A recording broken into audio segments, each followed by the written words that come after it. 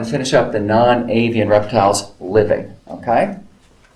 And I backed up a few slides because we did tuataras.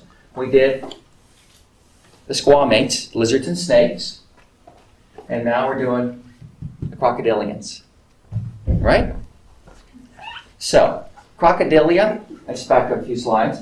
Alligators and crocodiles and caimans and things like that. We did this. The sucus is the Greek word for alligator or crocodile. You see it in a lot of words related to alligators or crocodiles, particularly fossil names. So, anyway, modern ones. Let's just focus on them. We're going to do fossil ones in a little bit. Modern ones is not a big group. 23 species still with us. You go back to the Permian and the Triassic, and this was a huge group. These were the terrestrial tetrapods. But we're left with a relatively small number of pretty much aquatic creatures today. And that's weird. If you go back to the Triassic, they were not aquatic. Well, there were aquatic ones, but they were on terrestrial habitats too. So again, a very primitive group getting pushed into a niche not typical of the fossil ones. So anyway, yeah, all semi-aquatic, all carnivorous. I think this is where we ended last time. This is so. Almost all of them live in places where conservation is an issue. Let's go back here for a sec. Look at the maps here. I'm looking at the distribution. Yeah, most of them are tropical.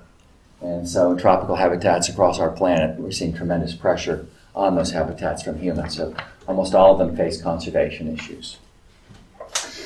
So anyway, just some galleries. Crocodiles are in this crowd. We have the American crocodile down in Florida. It's an endangered species. The African crocodile is enormous, as is the Australian one.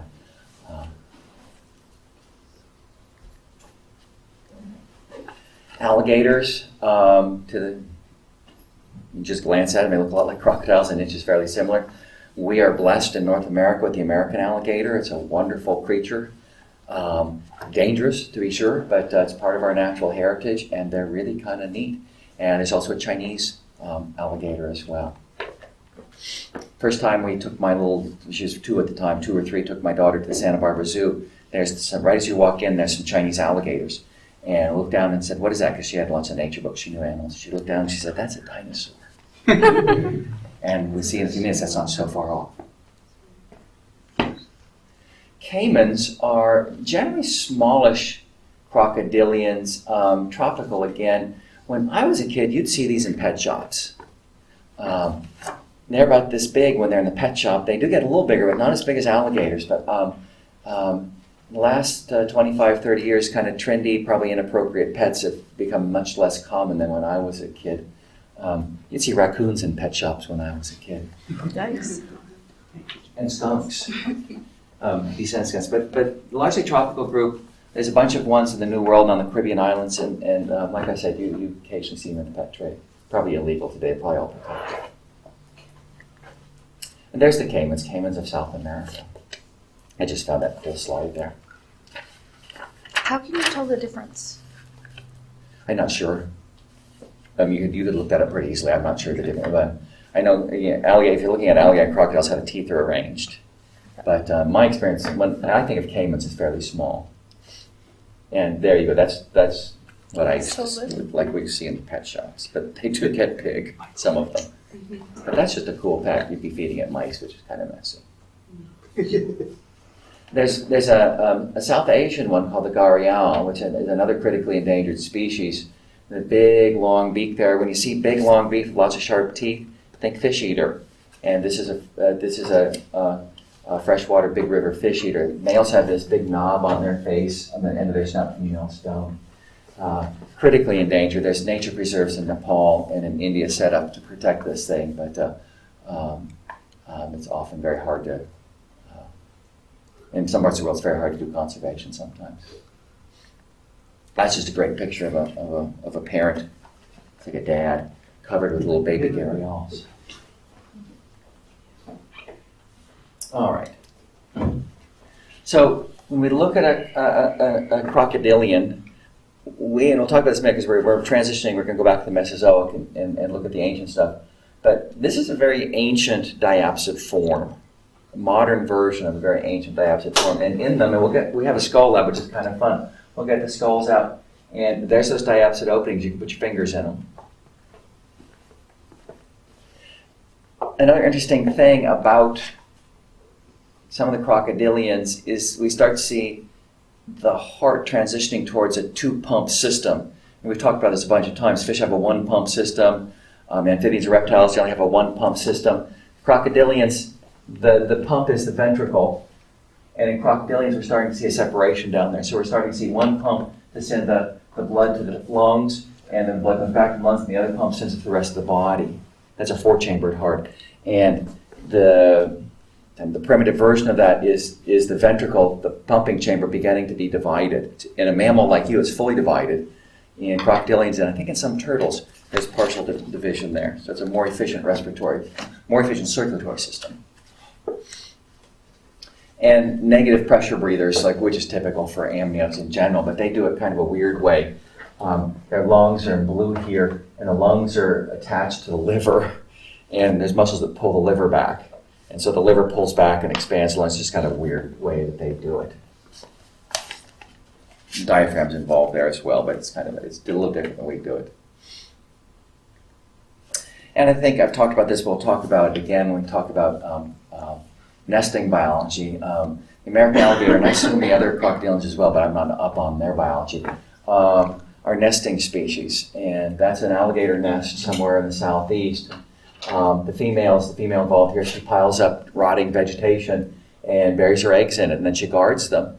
And if it's too warm, she scrapes some of that detritus off, and they're too cold, she piles it back on.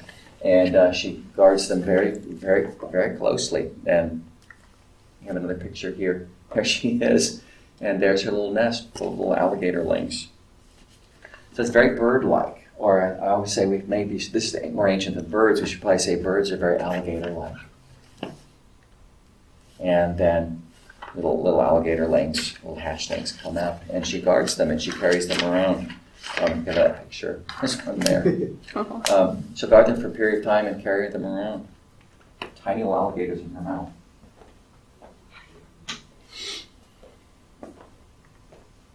So just the American alligator is of interest. I've always found it a really interesting creature. And this is the range. And I don't think you think of Arkansas or Oklahoma as alligator habitat.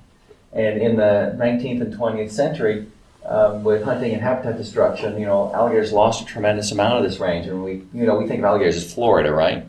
Well, that's where they held on. But with protection, and they were a protected species for many, many years, they've been re-extending their range into their natural habitat. And when I was doing field work, I went to grad school in Oklahoma State, and we used to do field work down here, and we once saw a little alligator, which was really, really cool, to us at least. So they've been re-extending their range. Well, wildlife can be pretty resilient when we allow it. And there's that, I keep running into this show on the History Station of yahoos people, shouldn't say things like that, in Louisiana. The whole point of the show is they go out in the swamps and shoot alligators, apparently, called swamp people. But I just wish we had better sources of entertainment than that. Anyway, so that's Archosaurs. And the living Archosaurs are the crocodilians and the birds. Birds are Archosaurs, extremely specialized modern version of that ancient type of creature. And as I've said from day one, birds are reptiles. Within the reptile crowd, they are Archosaurs. And they are so distinctive and different and so diverse, and we're so used to thinking of them as a very different type of creature than a reptile. We have a whole chapter devoted to birds. And if birds are of interest to you, we now have ornithology. Dr. Chapman originally developed the course and had to retire for health reasons. And Dr. Alvarado now teaches ornithology. Does anyone have that? You notice in my labs, we don't have a bird watching lab. Birds are vertebrates. I am terrible with birds. I can't find them when we're out in the field, and I can't identify them. I can identify, we can pull fish out of the stream, and I can identify them. We can get in the stream and find fish, but I'm terrible with birds, so it's just as well. But when we go out and do our Camarillo Park lab, we'll do a little bird watching, but we'll see what we see. Interesting creatures. I'm just not up on them. So anyway, just as looking forward here as we finish out this chapter, we just did the living diapsids. We're going to do the fossil diapsids for the rest of today and Friday. And then, just to remind you that we have one more group of amniotes, and that will be probably our last week or end of next week, and that's the synapsids, which is mammals and mammal ancestors. Is that cat winking? Yeah, isn't that cool? It's probably just got a snowflake in his eye or something. All right, so that's what exam ends. So, kind of as we did last time, I hope you've been reviewing. I'm not going to do it tomorrow and Friday morning. But if you have any questions, feel free. If you have questions this afternoon, at lab, feel free. If questions occur to you during break, feel free. So we got those two chapters, the transition to terrestrial tetrapod, kind of that lobe fin fish to amphibian chapter, and the amphibians. I think it's 24, 25. Anyway, and then we're going to do amphibians, and then tetrapods.